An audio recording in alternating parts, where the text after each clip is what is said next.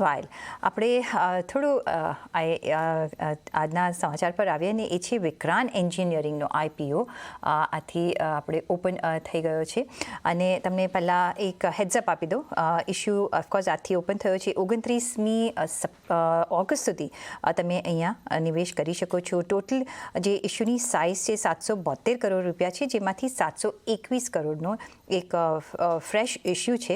એમાંથી પણ ઓએફએસ જો જોઈએ તો 51 કરોડનો છે, એટલે 772માંથી 721 કરોડનો ફ્રેશ ઇશ્યુ છે અને 51 કરોડનો અહીંયા આપણે ઓએફએસ પણ જોઈ રહ્યા છીએ. અને સાથે જ એનું મેનેજમેન્ટ આપણી સાથે જોડાઈ ગયું છે. આપણા સ્ટુડિયોમાં હાજર છે સીએમડી રાકેશ मार्केनकर અને सीएफओ आशीष बहेती आपकी साथ जोड़ाए गया है. बहुत स्वागत है आपका दोनों का यहाँ CNBC बाजार के स्टूडियो में. तो पहले तो जानना चाहेंगे कि आपकी कंपनी करती क्या है. पूरा यहाँ हम देखें तो प्रोक्योरमेंट कर सकते हो आप, ईपीसी बिजनेस है आपका, तो प्रोक्योरमेंट है और आप इम्प्लीमेंटेशन भी करते हैं, रॉ मटेरियल्स बाय करते हैं, मशीनरी जो भी है. आपका कंसंट्रेशन कौन से उसमें है और मार्जिन्स कैसे इफेक्ट होते हैं इसमें. विक्रांत इंजीनियरिंग लिमिटेड हम लोग 3 वर्टिकल्स में हैं. एक तो पावर के क्षेत्र में है, दूसरा हम लोग रेलवे इंफ्रास्ट्रक्चर में हैं और तीसरा हम वाटर में हैं. माने वाटर इरिगेशन, जल के वितरण से संबंधित जो भी प्रोजेक्ट्स रहते हैं. तो इसमें हम लोग क्या करते हैं कि नेशनल ओपन कॉम्पिटिटिव बिडिंग से हम लोग ऑर्डर लेते हैं. सेंट्रल गवर्नमेंट मोस्टली है और राइट फ्रॉम डिज़ाइन इंजीनियरिंग से शुरुआत करते हैं. खुद का हमारा इंजीनियरिंग है, मटेरियल प्रोक्योर करते हैं, इरेक्शन, टेस्टिंग, कमीशनिंग करते हैं और टाइमलाइन के अंदर हम प्रोजेक्ट को पूरा कंप्लीट करके गवर्नमेंट को हैंडओवर करते हैं. तो राइट फ्रॉम द कॉन्सेप्ट से लेके कमीशनिंग तक तो गवर्नमेंट हमको ऑर्डर देती है, भाई आपको 300 किलोमीटर लाइन पूरे डिज़ाइन करना है, मटेरियल खरीदना है, उसका इरेक्शन, टेस्टिंग, कमीशनिंग करके चार्ज करके हमको हैंडओवर कर देना है. इस टाइप के प्रोजेक्ट्स हम लोग करते हैं. ओके तो आशीष जी मुझे बताएं कि क्यों ये आईपीओ, क्योंकि उसमें ओएफएस भी है, फ्रेश इशू भी है. ओएफएस क्या कुछ आप लोन पेमेंट करेंगे, क्या कैसे यूज़ करेंगे वो पार्ट, और जो फ्रेश इशू है क्या एक्सपेंशन की सोच रहे हैं, इफ़ यस कहाँ कैसे क्या. So, इसमें मेनली हम लोग आज आप देखेंगे तो एक बहुत अच्छा प्लेटफॉर्म रेडी है कंपनी का, जहाँ पे हमारे पास क्वालिफिकेशन है, एग्जीक्यूशन टीम बहुत स्ट्रॉन्ग है, मैनेजमेंट बहुत अच्छा है.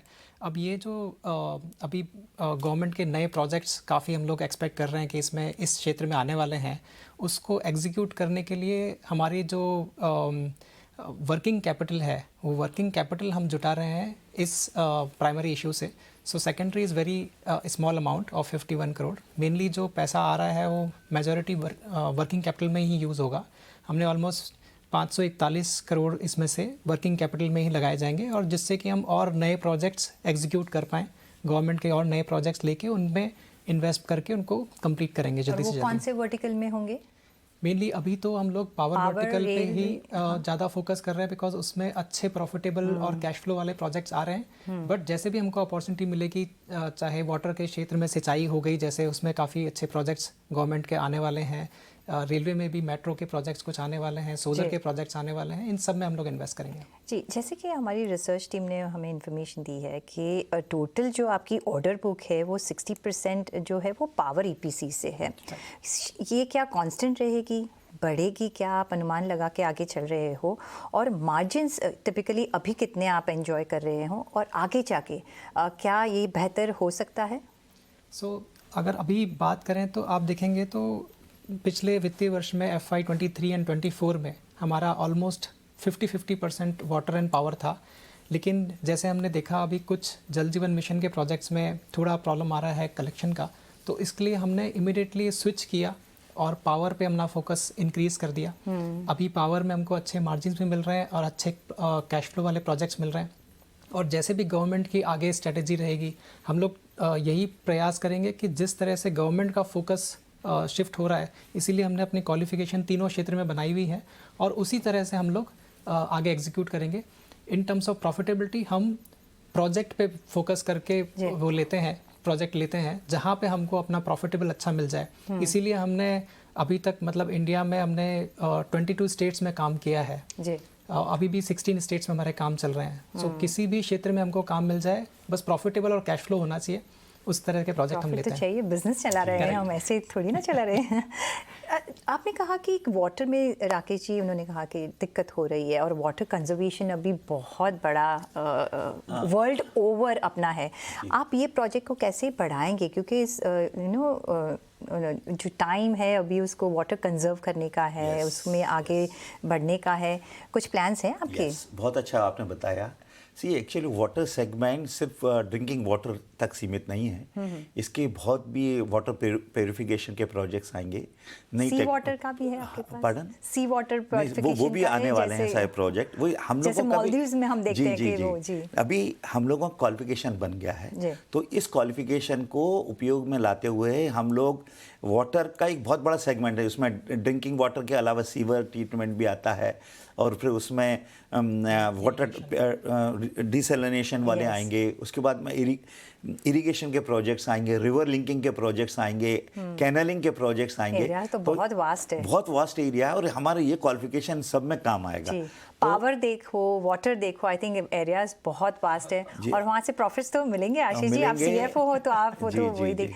लास्ट में जो प्रपोज्ड इन्वेस्टर हैं उनको आप क्या मैसेज देना चाहोगे राकेश जी? हमारी कंपनी एग्जीक्यूशन में बहुत स्ट्रांग है, और हमने प्रूव किया है पिछले 9 साल में हमारा एक भी प्रोजेक्ट डिले नहीं हुआ।